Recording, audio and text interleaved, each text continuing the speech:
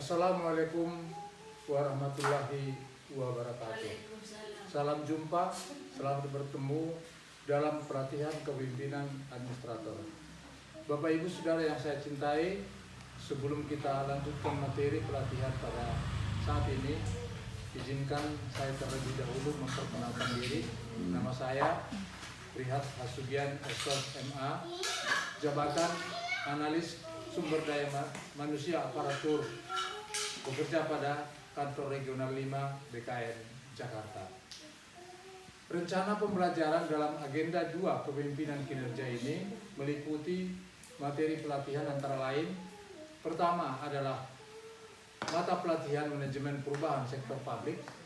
Yang kedua adalah mata pelatihan kepemimpinan transformasional. Yang ketiga, mata pelatihan jejaring kerja. Dan yang keempat adalah mata pelatihan strategi komunikasi organisasi sektor publik.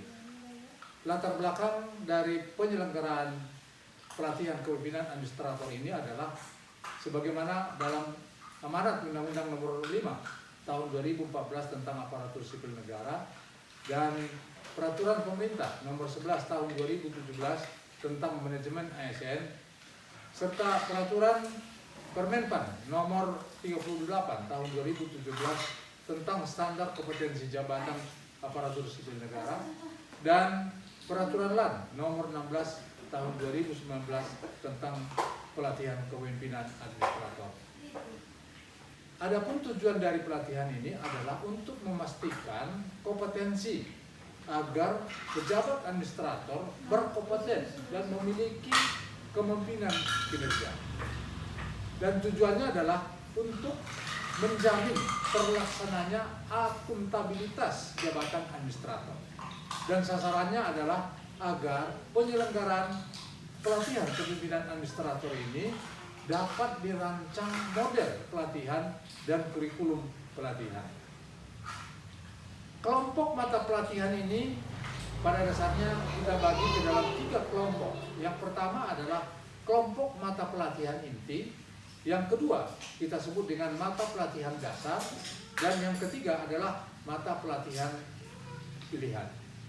Mata pelatihan inti itu meliputi ada 4 agenda. Yang pertama adalah agenda kepemimpinan Pancasila atau yang disebut dan bela negara. Yang kedua, agenda kedua adalah agenda kepemimpinan kinerja, dan agenda yang ketiga adalah agenda manajemen kinerja, dan yang keempat adalah agenda akuntabilitas kepemimpinan kinerja.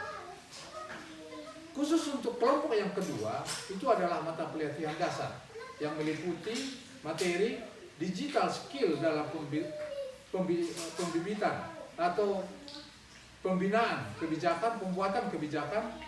Yang kedua adalah self research, kemudian yang ketiga adalah berpikir kritis.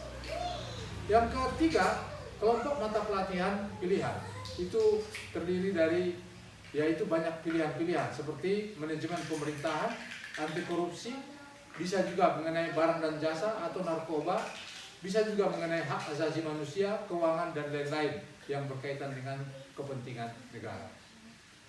Struktur kurikulum dalam mata pelatihan ini itu seperti yang kami sampaikan tadi. Di agenda 1 itu adalah mengenai kepemimpinan Pancasila.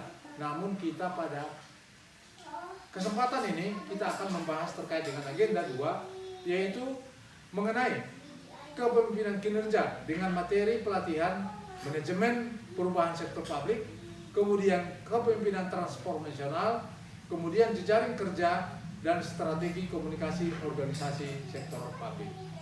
Bapak Ibu yang kami hormati, pada saat ini kita masuk kepada materi mata pelatihan tentang manajemen perubahan sektor publik.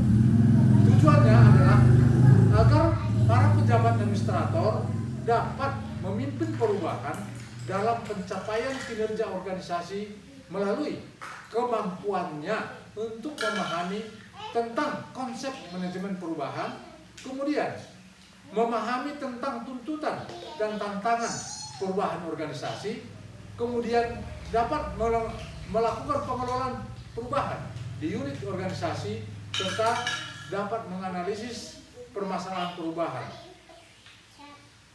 Kemudian materi dan sub pokok pada pembahasan ini, pertama adalah perubahan strategi, ya. Perubahan strategi dalam upaya mewujudkan organisasi berkinerja tinggi. Kemudian kita juga dapat mengerti bagaimana lingkungan organisasi publik yang selalu berubah-ubah. Kemudian perubahan sebagai upaya organisasi menjaga relevansinya terhadap ekspektasi publik yang terus berubah. Dan untuk memastikan organisasi berhasil mencapai tujuan perubahan. Indikator keberhasilan dalam pembelajaran ini kita harapkan setelah penyampaian materi pelatihan ini akan dilakukan diskusi dan peserta diharapkan dapat memberikan argumentasi atau urgensi mengapa kita harus berubah serta dapat memberikan contoh keberhasilan atau kegagalan dari manajemen perubahan sektor publik. Yang kedua adalah materi pelatihan mengenai kepemimpinan transformasional. Tujuan pembelajarannya adalah agar para pejabat administrator dapat memimpin perubahan dalam pencapaian kinerja organisasi melalui kemampuan peserta dalam mengimplementasikan kepemimpinan transformasional dan dapat memahami serta menjelaskan tentang konsep dasar kepemimpinan transformasional, kemudian konsep dasar coaching dan mentoring, kemudian dapat mensimulasikan dan merefleksikan kepemimpinan transformasional. Submateri pokok dalam pembelajaran ini adalah bagaimana dia bisa memimpin diri sendiri yang disebut dengan led self, kemudian memimpin orang lain, kemudian juga kemampuan dia untuk memimpin dalam organisasi yang disebut dengan led organization. Indikator dalam keberhasilan dalam pembelajaran ini diharapkan setelah penyampaian materi pelatihan ini akan dilakukan diskusi dan peserta diharapkan dapat memberikan argumentasi dan urgensi mengapa pemimpin itu harus transformasional dan dapat memberikan contoh keberhasilan atau kegagalan dari kepemimpinan transformasional dan perubahan organisasi. Yang ketiga adalah materi pelatihan terkait dengan jejaring kerja. Tujuannya adalah secara umum diharapkan agar para pejabat administrator dapat menata dan mendayagunakan jejaring kerja personal maupun organisasi untuk mewujudkan pencapaian kinerja organisasi melalui kemampuan peserta dalam menata dan mendayagunakan jejaring kerja personal maupun jejaring kerja organisasi untuk mewujudkan pencapaian kinerja organisasi. Maka diharapkan peserta dapat pertama jejaring kerja dan berjejaring kerja. Dia dapat network dan networking. Yang kedua, peserta dapat menganalisis jejaring sosial. Yang ketiga, peserta dapat melakukan penataan ulang jejaring kerja personal dan organisasi. Yang keempat adalah peserta dapat mendayagunakan jejaring kerja personal dan jejaring kerja organisasi. Dan materi subpokok dalam jejaring kerja ini adalah pentingnya materi pelatihan jejaring kerja ini karena tuntutan masa kini, karena semua organisasi sudah saling terhubung dan terkait, sudah konektif, baik hubungan antara individual maupun hubungan antara organisasi, sehingga hampir semua organisasi cenderung membentuk social network dan saling menyediakan sosial kapital.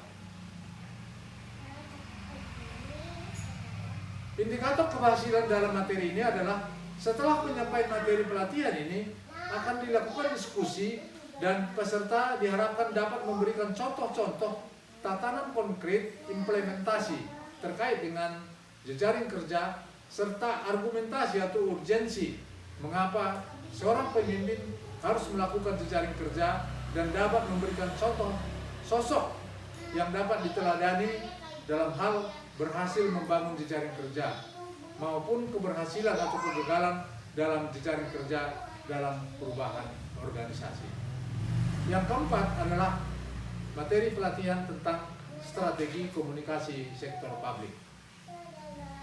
Pada pembelajaran ini, pendalaman materi pelatihan strategi komunikasi organisasi sektor publik ini secara umum diharapkan para pejabat administrator dapat membangun komunikasi yang efektif secara internal dan eksternal dalam satu organisasi publik untuk menunjang pencapaian tujuan di tingkat organisasi, untuk mewujudkan pencapaian kinerja organisasi melalui kemampuan peserta dalam membangun komunikasi yang efektif, serta mewujudkan pencapaian kinerja organisasi dengan pemahaman dapat mengerti terkait dengan konsep, fungsi, dan karakter organisasi publik dalam komunikasi publik. Kemudian, bagaimana strategi membangun komunikasi efektif dalam organisasi dan komunikasi strategis lainnya. Materi pokok dalam materi ini adalah karena keberhasilan kinerja dalam organisasi memerlukan awareness dan understanding, sehingga kita bisa mendapatkan adjustment, sehingga seluruh sumber daya manusia dan sumber daya lain yang ada dalam organisasi memiliki komitmen dalam menjalankan tugas untuk pencapaian kinerja yang lebih baik.